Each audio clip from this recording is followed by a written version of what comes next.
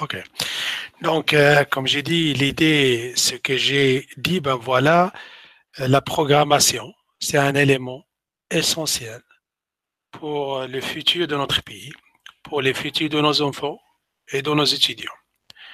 Donc, on aimerait bien intégrer ce programme de programmation chez les écoles, tout d'abord à Tanger.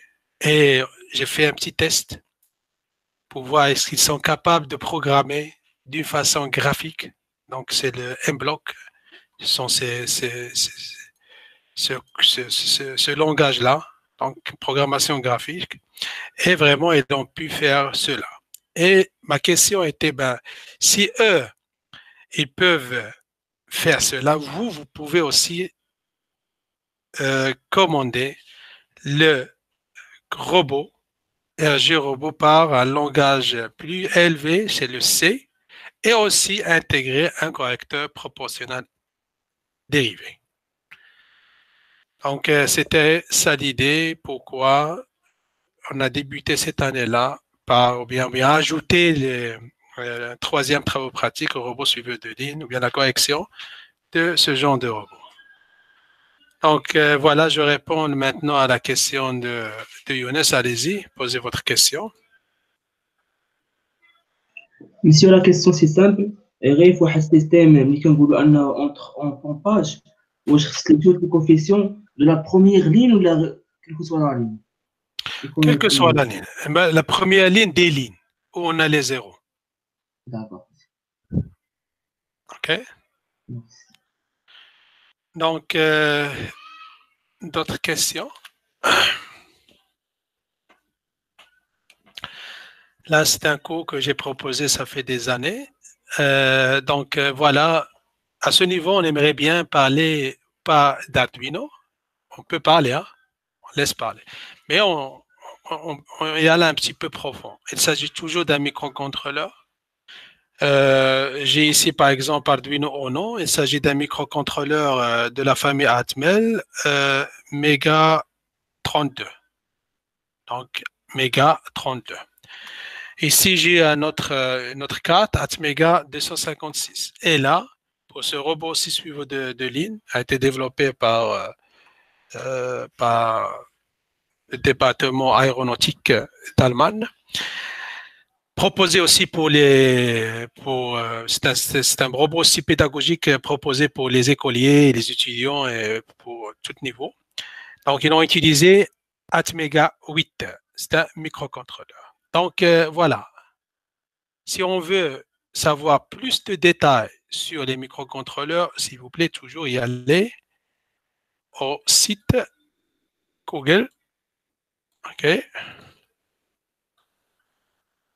Par exemple, Atmega 250 et vous cherchez datasheet.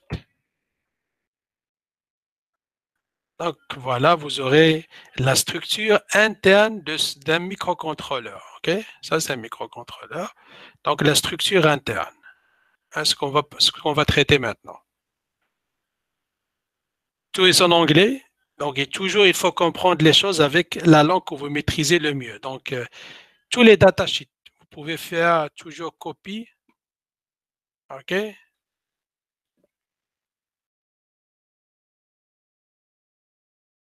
Voilà, on va prendre French. Et vous pouvez comprendre. Donc, aujourd'hui, il n'y a pas une raison de dire je ne comprends pas. Je vais voir est-ce que l'arabe aussi ça fonctionne. تم تصنيع الجهاز باستخدام تقنية ben voilà. Donc, حتى بالدارجة. Donc, il n'y a pas une raison de dire ben, je ne comprends pas. Ça d'une part. D'autre part, il faut toujours commencer avec un petit pas. Il ne faut pas prendre les choses en grand, vous se bloquez. Donc, prenez des petits pas, des petits programmes et pas à pas, vous allez accumuler beaucoup de connaissances et les choses seront simples. Donc, ben, je commence maintenant. C'est l'architecture interne du microcontrôleur Atmega. Chaque microcontrôleur possède ces éléments essentiels pour faire des calculs et pour y aller et exécuter les différentes instructions. Donc, on a toujours un ALU, Arithmetic Logic Unit, On a le statut. Je ne vais pas entrer en détail.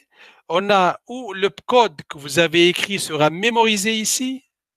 OK? Et là, vous avez le langage de machine. Hein? Le langage de machine, c'est-à-dire les instructions sont codées sous forme binaire et ces instructions seront exécutées. Hein? Et la communication entre le cerveau, c'est la CPU, et les différents pédophiles internes, ça se fait via ce bus de données et d'adresses. Donc, là, c'est l'interne, c'est à l'intérieur du microcontrôleur. Lui, il va calculer, c'est comme notre cerveau. Il a besoin des entrées et des sorties. Donc, l'œil, pour nous, c'est une entrée. On a l'odeur, le nez, la bouche. OK? Donc, voilà, ce sont les portes. Ce sont une porte. Porte C à 8 bits, porte B à 8 bits. Et là, ces portes-là, on a des pins, hein, des lignes.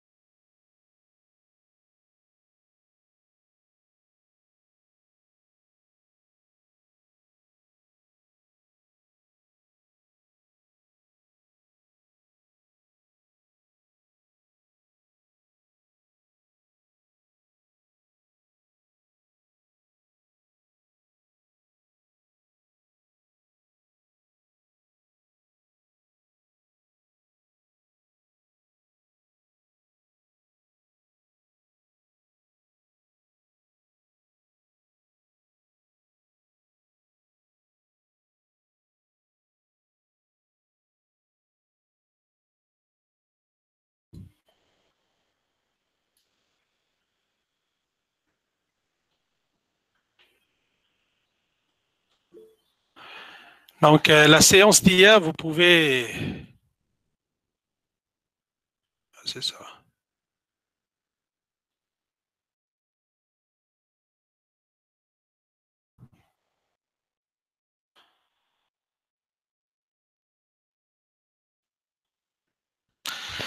Donc, voilà. Donc, tout cela, toutes les séances, vous les trouvez au site. Hein? Toutes les séances. Vous avez vraiment toutes les vidéos. Et ces vidéos, ben voilà, pour toutes les thématiques. Même si vous n'avez pas l'accès au Google Drive, ben, tous les éléments vous trouvez ici. Hein? Vous avez vraiment toutes les vidéos où vous aurez besoin.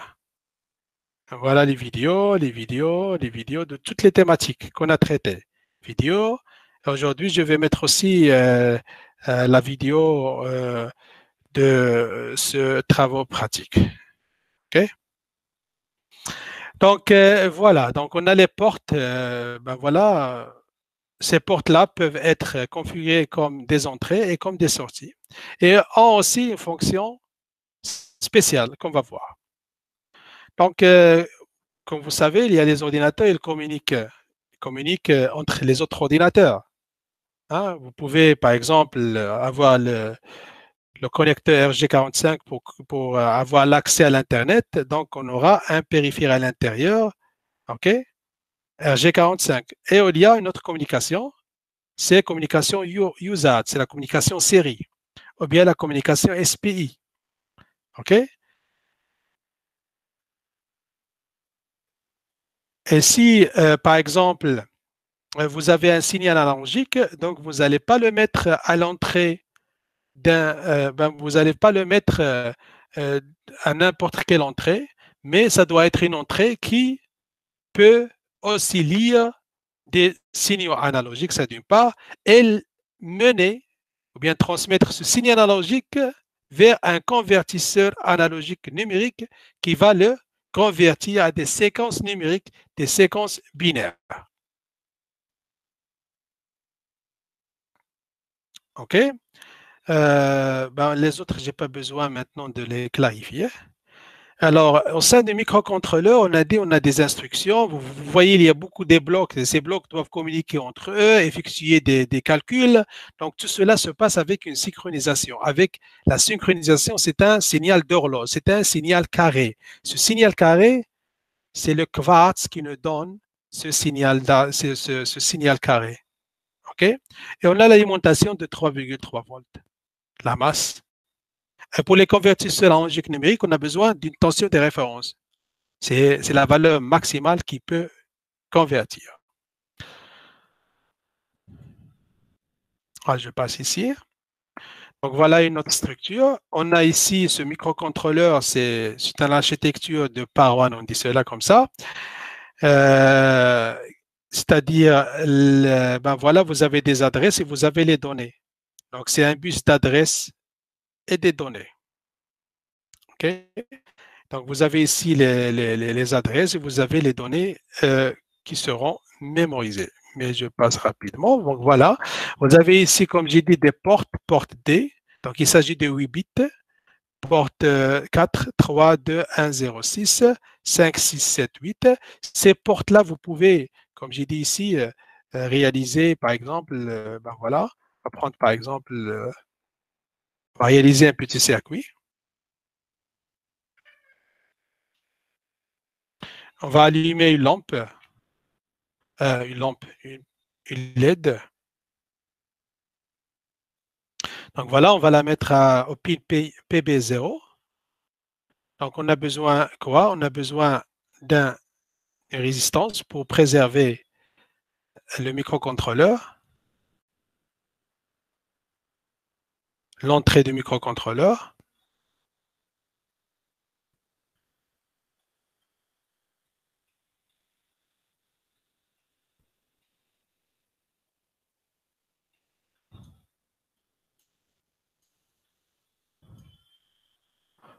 Donc, si vous avez d'autres circuits, la masse doit être liée à la masse. OK?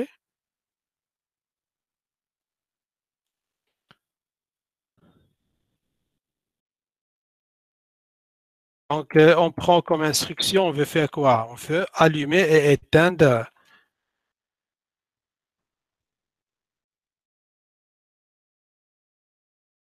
Ah, c'est la résistance. Donc, pourquoi on fait la résistance? Je crois que vous le savez. Donc, si je ne vais pas faire la résistance et j'ai un coup de circuit, donc les LED vont tirer beaucoup de courant et le microcontrôleur sera endommagé. Donc, voilà, on veut réaliser cela. Ça, c'est l'algorithme. Maintenant, on fait des pensées. On pour, on va réaliser, mais avant, on doit dessiner. Hein? OK? Avant d'écrire cela, je veux faire quoi? On veut réaliser un signal carré de cette forme-là.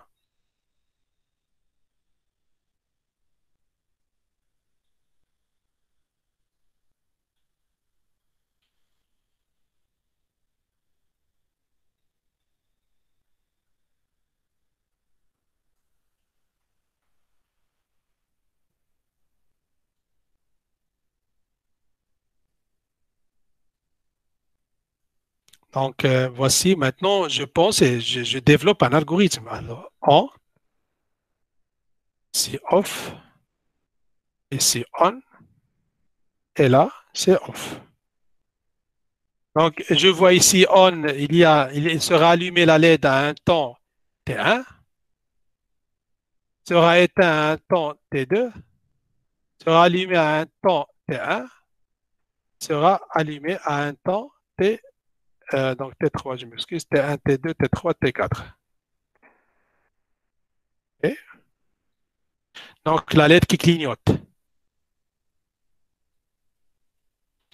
Donc voilà, maintenant je vais développer ben, voilà, un algorithme sous forme de papier. Ben, ça commence comme ça tout d'abord. Puis je vais chercher la langue que je la maîtrise, la langue de programmation que je maîtrise. Donc on. Donc pour maintenir l'état high, je dois faire quoi? Je dois attendre. Attendre. Ou bien, oui, je vais prendre un petit peu la nomenclature anglaise. 5 secondes. Puis, donc il va rester 5 secondes en état haut.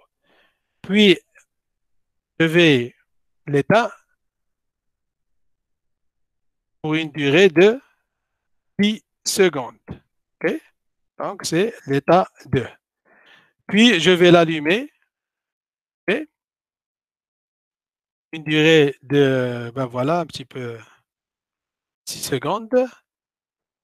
Et je vais attendre. Je m'excuse. Wait. Et puis, je vais éteindre pour une durée de, voilà, de 8 secondes. Donc là, j'ai fait un algorithme. Donc, je suis maintenant capable, OK, de programmer. Donc, voilà l'intention qu'on a. On va appliquer ce signal carré sur cette sortie-là. Donc, l'état de tension de ces sorties numériques, je parle numérique, c'est la tension maximale d'alimentation VCC. Donc, si j'ai ici 5 volts, donc la tension maximale qu'il peut prendre, c'est 5 volts. Si j'ai ici VCC est égal à 3 volts, la tension maximale, c'est 3 volts. Donc, si j'ai un moteur ici, le moteur prend beaucoup de courant. Je ne peux pas le lier directement au microcontrôleur. Je vais le contrôler à partir d'un transistor. OK? Donc, pour savoir. Donc, je dois faire quoi maintenant? Je dois définir, comme on a dit, ces portes-là prennent seulement un mode d'entrée ou bien de sortie ou bien bidirectionnel. Donc, j'ai besoin d'un registre DDR, dans ce cas B, et affecté 0, 0. Ou bien 0, 0, 0, 0, 0, 0, 0, 0. Donc voilà, je veux une sortie. Je vais la mettre à 1. C'est PP0, PP0. Si je veux par exemple PP06 comme entrée, il va lire l'état des capteurs. Donc 1, 2, 3, 4, 5, 6. Donc il doit être à 1. Donc soit vous utilisez binaire ou bien hex. Donc voilà la configuration de la direction du porte. Et puis, eh ben voilà, je vais simplifier un petit peu. Porte B, je vais affecter la valeur 0, X, 0, ou bien, ben voilà, l'état high, 0, X, 0, 1. Et en binaire, 0, 0, 0, 0, 0, 1. OK? Et si maintenant, j'aimerais bien faire cela sous forme, ben voilà, j'ai besoin de cette connaissance, savoir l'algorithme, savoir la structure interne de mon microcontrôleur, faire un petit circuit, comment configurer, paramétriser, disons, le mode de fonction des portes. OK? Voilà. Est-ce qu'il y a des questions jusqu'à maintenant?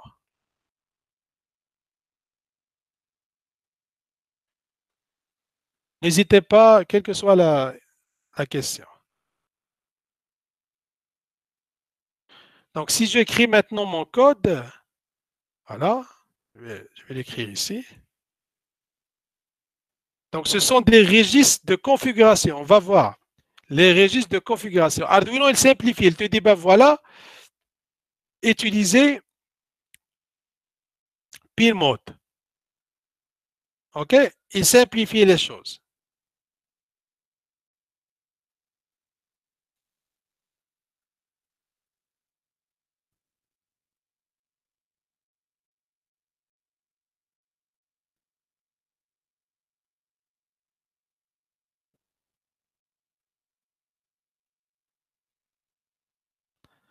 Donc, j'ai pas trouvé la fonction que j'aimerais bien. Donc, il a simplifié les choses, mais en réalité, on fait cela. C'est ce code-là qu'on écrit. Hein, on va voir cela après. Donc, on va écrire maintenant notre algorithme. Ben voilà, allumer donc LED, donc void, LED.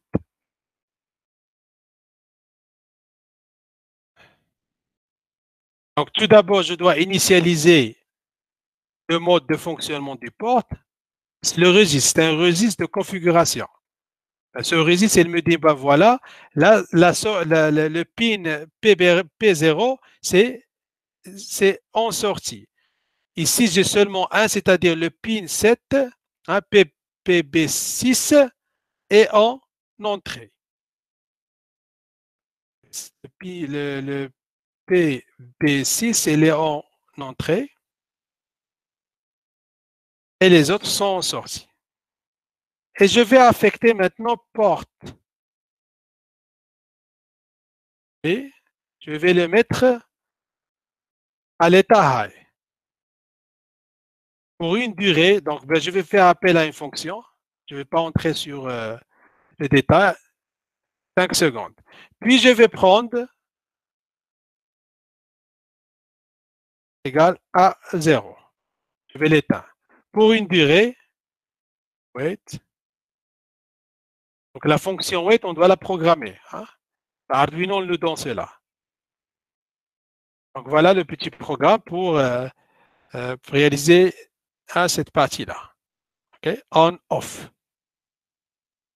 Est-ce qu'il y a des questions à propos de cela? Donc tout d'abord, je dois penser à l'algorithme que je vais intégrer dans un microcontrôleur. Et puis y aller et voir, ben on va voir cela, comment configurer les portes comme entrée, comme sortie, ou bien comme un mode spécial. OK? C'est-à-dire, ben voilà, par exemple, ben voilà, avant de continuer. Et puis je vais, ben voilà, si je peux aussi faire des phrases, ben voilà, je vais transformer mes pensées à des instructions. OK? Est-ce qu'il y a des questions? Autres questions?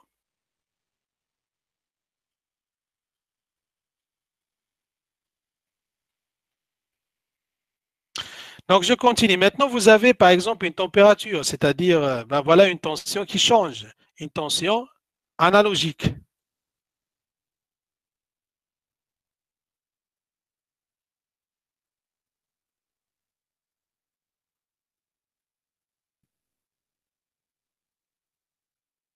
OK? Donc, ce cas, la tension analogique ne peut pas être affectée à n'importe quelle porte, mais plutôt seulement dans les portes qui peuvent traiter un signal analogique. Donc, j'ai besoin d'un convertisseur, le CAN, convertisseur analogique numérique. Donc, c'est l'ADC0. Ou bien ADC1, je peux traiter ici 6 entrées analogiques. Donc, ce convertisseur analogique, comme on a vu ici, donc c'est une périphérie à l'interne.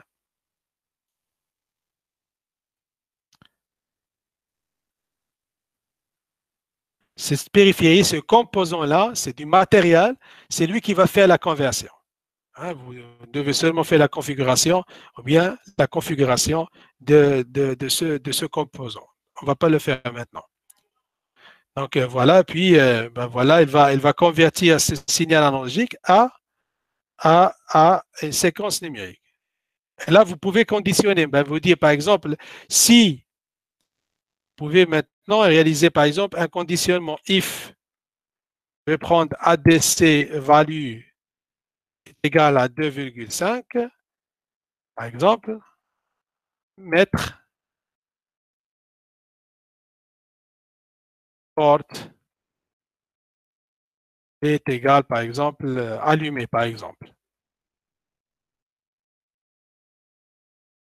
Okay? Voilà, je peux conditionner cette entrée avec cette sortie-là. Et je peux aussi communiquer vers votre ordinateur, la communication RX, transmission et la réception. OK? Donc voilà. Youssef, monsieur, je n'ai pas compris le 0. Est-ce que c'est le low ou le high? Oui. Donc 0, c'est low et 1, c'est high. C'est une séquence binaire. Pourquoi en 8 bits? Parce que là, c'est l'architecture intérieure me dit qu'il s'agit de 8 bits.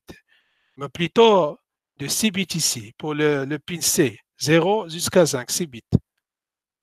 Mais le bus de données, c'est sur 8 bits. D'autres questions?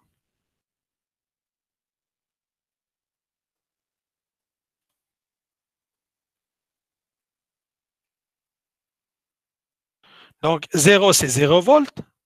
Donc si maintenant on va convertit cette séquence binaire en réalité. Qu'est-ce qu'il va faire le microcontrôleur? Il va gérer une tension. Ça va donner une fois 3,3 volts. Puis il va attendre, puis il va attendre 5 secondes, puis il va donner 0 volts. Okay. Puis il va attendre, donc, puis il va mettre puis il va donner 3,3 volts, puis il va attendre. Donc, au niveau du pin, c'est ça ce qu'on aura, au niveau de la tension. OK, c'est ça ce qu'on aura. Et ce signal, on le trouvera ici, au niveau de la réalité. Si vous avez par exemple un oscilloscope et vous mesurez, vous aurez cette séquence-là, ici. Et vous aurez la lettre qui clignote. Est-ce que vous avez d'autres questions?